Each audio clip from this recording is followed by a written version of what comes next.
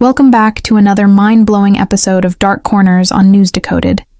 Today's story is absolutely wild. We're diving deep into shocking airport security footage that shows a Delta pilot in full uniform being arrested right at Minneapolis-St. Paul International Airport. This isn't your typical travel delay story, folks. We're talking about a pilot who was literally minutes away from flying hundreds of passengers across the country while allegedly intoxicated. Buckle up, because this investigation is about to take you behind the scenes of one of aviation's darkest moments. Before we jump into this crazy footage, make sure you hit that subscribe button and ring the notification bell. Trust me, you don't want to miss our daily deep dives into stories that mainstream media barely touches.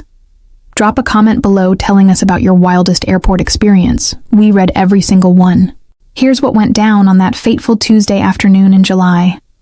Picture this. A veteran Delta pilot strolls through airport security like any other workday. He's dressed in his crisp white uniform. Well, actually, according to witnesses, it wasn't so crisp. One TSA agent later described him as looking disheveled, with a shirt that desperately needed ironing. Red flag number 1, right there. The pilot goes through what's called KCM. That's known crew member screening for those who don't know. It's basically the VIP lane for airline crews. You flash your badge, scan your barcode, and boom, you're through. No metal detectors, no bag checks, nothing. The system trusts you because, hey, you're literally flying the plane. But here's where things get sketchy. After clearing security, our pilot encounters something unusual. A random bag check station set up in the terminal. Now, any seasoned pilot knows these pop up sometimes. But this guy's reaction was, let's say, not normal. Security footage shows him hesitating, approaching an agent to ask questions, then doing something that would seal his fate. He walks away, not just a few steps away. This dude makes a beeline in the complete opposite direction of his gate. We're talking a solid 5-minute detour through the terminal. Where's he headed?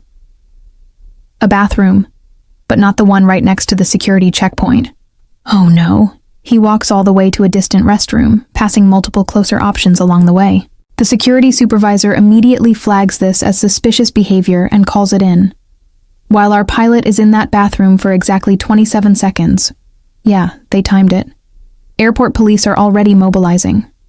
What he didn't know was that cameras tracked his every move, and when he told officers he'd gone to the crew room instead of the bathroom, they knew he was lying. Here's where it gets juicy. Officers search the bathroom and find something hidden in the trash. A 1.75-liter bottle of Phillips vodka. And before you ask, no, this isn't some fancy imported stuff. We're talking bottom shelf. $14.99 plastic bottle vodka from Target. The kind that gives you a headache just looking at it. Meanwhile, our pilot casually strolls to his gate and boards the aircraft like nothing happened. He's already in the cockpit, pulling up flight plans for the Minneapolis to San Diego route, when 3 police officers show up. Can you imagine being a passenger watching cops pile into the cockpit? Talk about pre-flight entertainment. The detective, and this is the part that blows my mind, actually gives the pilot an out. He literally says, "Hey, you can call in sick right now and walk away."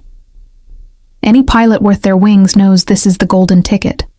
It's like getting a get-out-of-jail-free card handed to you on a silver platter. But what does our guy do? He insists he's fine to fly. Passengers are quickly deplaned. Imagine that announcement over the intercom, and our pilot is let off in handcuffs. But here's a weird detail.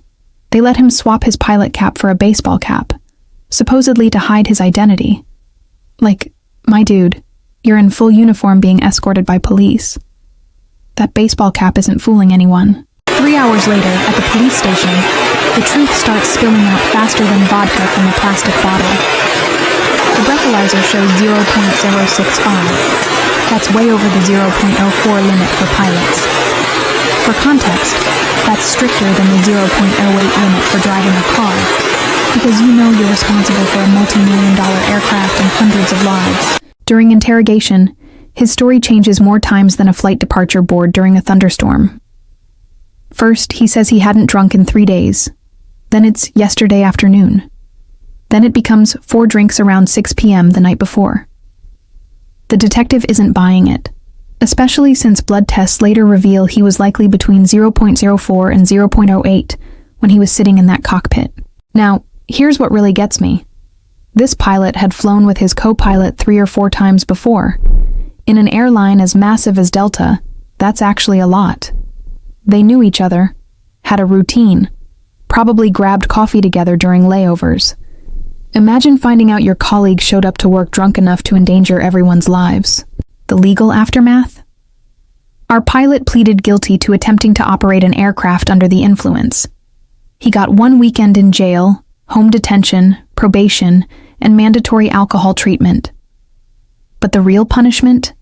The FAA yanked all his licenses. Every rating, every certification, gone. Years of training and experience, wiped out faster than you can say pre-flight checklist. Here's the plot twist, though. This happened in 2019, right before the aviation industry desperately needed pilots post-pandemic. After completing his probation and jumping through all the legal hoops, this pilot could theoretically reapply to airlines. He'd have to retake every exam, redo check rides, and enter what's called the HIMSS program. Basically lifelong monitoring for pilots with substance issues. The tragic irony? If he'd called his chief pilot the day before and said, "I need help, I can't stop drinking," the airline would have likely sent him to rehab, kept him on salary, and welcomed him back after treatment. Airlines invest too much in pilots to throw them away. But showing up drunk? That's an automatic career ender. This story hits different when you realize how many lives hung in the balance that day. That flight to San Diego was fully boarded. Families, business travelers, maybe someone flying to a wedding or funeral, all trusting that the person in the cockpit had their lives as the top priority. The security system worked that day, but barely. It wasn't the high-tech scanners or strict protocols that caught him.